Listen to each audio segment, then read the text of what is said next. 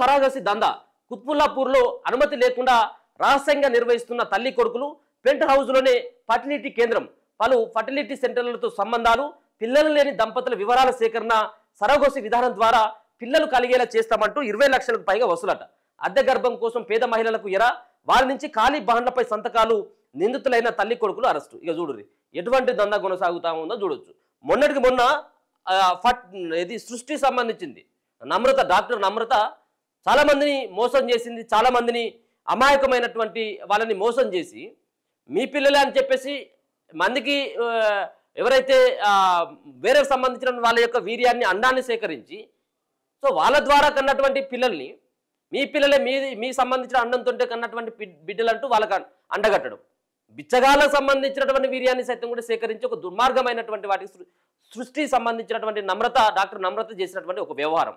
So ఆ వ్యవహారం మర్చిపోక ముందుకే మరోసారి హైదరాబాదు నగరంలోనే కుత్బుల్లాపూర్ ప్రాంతంలో జరిగినటువంటి ఒక సంఘటన.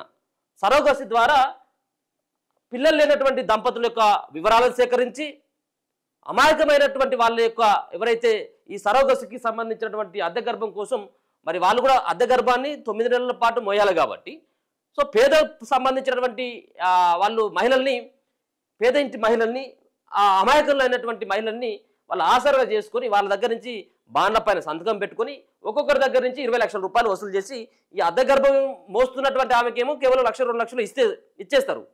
మిగతాదంతా కూడా నొక్కేసేటువంటి ఆ ప్రయత్నం చేసి ఒక రహస్యంగా ఎటువంటి పర్మిషన్స్ లేకుండా ఫర్టిలిటీ సెంటర్ల వెనుక ఖచ్చితంగా రాజకీయాలకు సంబంధించినటువంటి నాయకుల యొక్క అండదండ ఉండేది అనేది ప్రధానంగా వినబడతా ఉన్నది. ఇటువంటి తనిఖీలకు వెళ్తా ఉంటే అది మాదే, మా బంధువులదే, అది వదిలిపెట్టండి అని చెప్పేసి కూడా అధికారులకి ఫోన్లు పోతా ఉన్నాయట. సో ఈ దండ ఏ విధంగా నడుస్తూ ఉందో మనకు దీన్ని బట్టి అర్థమవుతా ఉన్నది. హైదరాబాద్లోని కుత్బుల్లాపూర్ ప్రాంతం చూడడానికి అది నివాస భవనంలా కనిపిస్తుంది. కానీ అక్కడ అనుమతులు లేకుండా గుట్టు చప్పుడు కాకుండా సరోగసి అద్దె గర్భం దంద కొనసాగుతుంది. కనీసం నేమ్ బోర్డు అయినా లేని ఆ భవనం మొదటి అంతస్తులో సరోగసి దంద నిర్వాహకులైన తల్లి కొడుకులు ఉంటున్నారు. రెండో అంతస్తులో బ్యాచిలర్లకు అద్దెకిస్తున్నారు. దానిపైన అంతస్తులో సరోగసి సెంటర్ నిర్వహిస్తున్నారు. హైదరాబాద్లోని పలు ఫర్టిలిటీ కేంద్రాలతో సంబంధాలు పెట్టుకుని నిరుపేద మహిళలతో అద్దె గర్భం దందా సాగిస్తున్నారు. సంతానం లేని దంపతుల నుంచి 20 లక్షల చొప్పున వసూలు చేస్తున్నారు. పేట్ బషీరాబాద్ మేడ్చల్ S40 పోలీసు ప్రకారం దాడి చేయడంతో సరోగసి దందా బయటపడింది. సరోగసి పేరుతో సృష్టి ఫర్టిలిటీ సెంటర్ దారుణ మోసాలు వెలుగు చూసిన కొద్ది రోజులకే ఈ దందా బయటపడడం గమనార్హం. Medchal DCP Kotireddy, S40 additional DCP Vishwaprasad, ACP Balagangareddy విలేకరులకు వివరాలు కూడా అందించారు. ఏపీలోని చిలకలూరిపేటకు చెందిన నరేంద్రుల లక్ష్మిరెడ్డి ఉపాధి కోసం ముంబైకి వెళ్లి అక్రమంగా మానవ రవాణా చేస్తూ పట్టుబడి జైలుకెళ్లింది. విడుదలైన తర్వాత తన కుమారుడు నరేందర్ రెడ్డితో Quthbullapur circle, Padmanagar ring road సమీపంలోని మాణిక్యనగర్లో ఉంటూ సరోగసి దందా మొదలుపెట్టింది. మొదటి అంతస్తులో వారుంటూ మూడో అంతస్తులో సరోగసి అండ్ ఎగ్ ట్రేడింగ్ కేంద్రం నడుపుతుంది. మాదాపూర్లోని శ్రీలీల, హెగ్దే ఫర్టిలిటీ IVF కేంద్రాలకు వెళ్లి సంతానం కలగదని ఆశలు వదులుకున్న దంపతుల సమాచారం, వారి ఫోన్ నంబర్లను అక్కడ సిబ్బంది ద్వారా సేకరిస్తుంది. అద్దె గర్భం ద్వారా పిల్లలు కలిగేలా చేస్తానని నమ్మించి పిలిపించుకుంటుంది. అలాంటి వారి నుంచి 20 లక్షలకు పైగా వసూలు చేసినట్లు పోలీసుల విచారణ తేలింది. గర్భం అద్దెకిచ్చే పేద మహిళలకు మాత్రం స్వల్ప మొత్తంలో ఇచ్చి చేతులు దులుపుకుంటుంది. వారిని బెదిరించడానికి వీలుగా లక్ష్మి, నరేందర్ రెడ్డిలు ఖాళీ బాండ్ పేపర్ల సంతకాలు తీసుకుంటున్నారు.